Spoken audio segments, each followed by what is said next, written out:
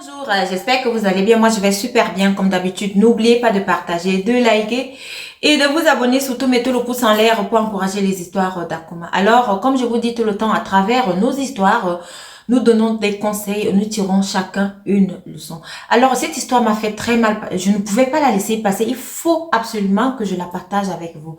Alors, c'est une jeune fille, une jeune dame qui sortait de l'Afrique de l'Ouest. Le nom du pays, je vais franchement taire le nom du pays parce que pour moi, c'est grave. On ne peut pas faire une chose pareille. La fille, elle s'est débrouillée, elle s'est battue, elle est arrivée en Europe. Précisément, elle est arrivée en France. Lorsqu'elle arrive en France comme ça, elle se bat, elle se rend compte que non, ici, franchement, elle ne va pas s'en sortir. C'est comme ça qu'à travers donc une amie, elle réussit à aller en Suisse. Lorsqu'elle arrive en Suisse, les choses se mettent donc à marcher un peu plus positivement pour elle. C'est ainsi que elle a donc rencontré un Whitey. Elle s'est donc mis ensemble avec ce Whitey là. Ils ont commencé à vivre leur amour. Elle était heureuse. Pendant ce temps, la fille, elle n'avait même pas encore les papiers, hein. Mais elle a commencé à se débrouiller. Je ne vais pas entrer dans les détails pour qu'on ne sache pas en fait, en réalité, comment est-ce qu'elle s'est débrouillée. Mais elle se débrouillait quand même à faire des petits jobs par-ci, par-là et avoir un peu d'argent. Donc, la fille alors, elle pense que non, j'ai laissé ma maman au pays là-bas dans une précarité sans pareil. Il faut absolument que j'essaie un peu d'arranger la maison de ma maman. Et vous savez vous-même, nos maisons en Afrique là, comment parfois elles sont souvent, lorsqu'on n'a pas assez de moyens, on voit dans quelle précarité on vit. C'est dans cette optique-là que la jeune dame, elle s'est dit que non, même avec le peu de moyens que j'arrive à avoir, il faut quand même que je fasse quelque chose à sa mère. La première personne à qui elle a pensé, c'était à sa maman. C'est ainsi donc qu'avec le peu d'argent qu'elle avait déjà économisé, elle appelle sa maman, elle lui dit, maman, tu sais, il faut que j'arrange ta petite maison. C'est alors qu'elle a commencé à arranger la petite maison de sa maman. Elle a mis sa maman à l'aise et tout. La maman qui regarde la maison, comment elle est, la maman dit à sa fille que non, c'est pas ce genre de maison qu'elle veut. Elle veut une maison en étage. Elle dit à sa fille que non, mais depuis que tu es là-bas en Europe, construis-moi une maison en étage. Moi aussi, je vais pouvoir crâner devant mes amis. La fille lui dit que maman, je n'ai même pas encore. Je me débrouille. Même les papiers, je n'ai pas encore. Seulement l'argent avec lequel je me débrouille, comme ça, je fais des petits jobs, des multiples petits jobs par-ci, par-là pour pouvoir avoir ça. Et c'est ça que je t'envoie là. La maman dit non, ça ne peut pas se faire. Il y a la fille de telle qui est partie. Tu as vu la maison qu'elle a tapée à sa maman? Moi, je peux pas accepter ça. Je veux une maison en étage. Pourquoi tu ne me construis pas une maison en étage? La fille dit à sa maman que non, maman. Prends d'abord celle-ci là. C'est juste pour te mettre en sécurité.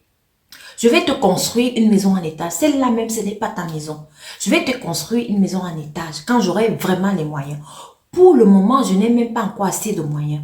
Ça, ce sont seulement les petits moyens que j'ai là. Mais je sais que par la grâce de Dieu, j'aurai les moyens et je vais te construire cette maison en étage. La maman ne voulait rien entendre. La maman, elle s'est fâchée contre sa fille. Sa fille a supplié, elle a supplié sa maman en disant à sa maman que maman, écoute-moi.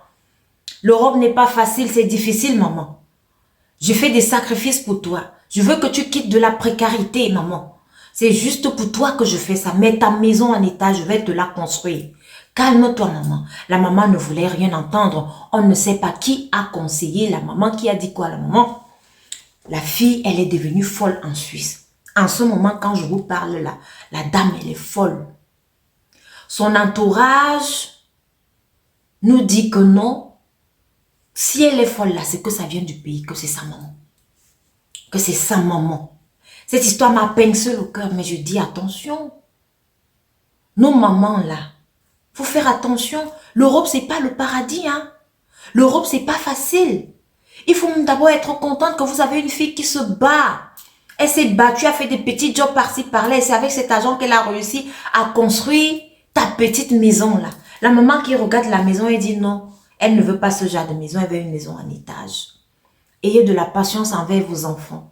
Parce que c'est pas facile. C'est pas parce que l'enfant de tel a construit un duplex à ses parents que ton enfant aussi doit absolument construire une duplex à ses parents. Vous ne savez pas ce que ces enfants-là endurent en Europe. Vous ne savez pas ce que ces jeunes-là font en Europe pour avoir assez d'argent. C'est la raison pour laquelle on vous dit même souvent que quand vous êtes dans des problèmes, les benguistes là, c'est la famille qui vous met dans les problèmes. Ce sont les amis qui vous mettent dans des problèmes. Mais il faut tirer un trait là-dessus.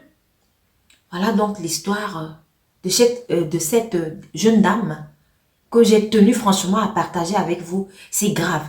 Si vous avez des histoires à raconter, n'oubliez surtout pas à me les envoyer au numéro qui s'affiche ci-dessous. C'est très grave. C'est grave.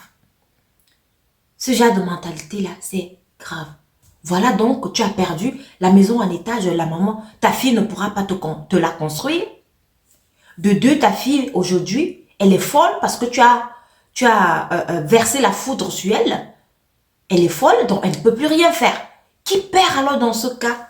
Et lorsque vous écoutez souvent vos conseils, là, les conseils de la maman du quartier ou alors ta copine du quartier qui vient te conseiller sur ton propre enfant, il faut avoir de la patience envers vos enfants.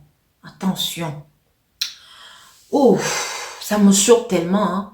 Merci de m'avoir écouté et j'espère que vous avez tiré une leçon à travers cette histoire. Merci.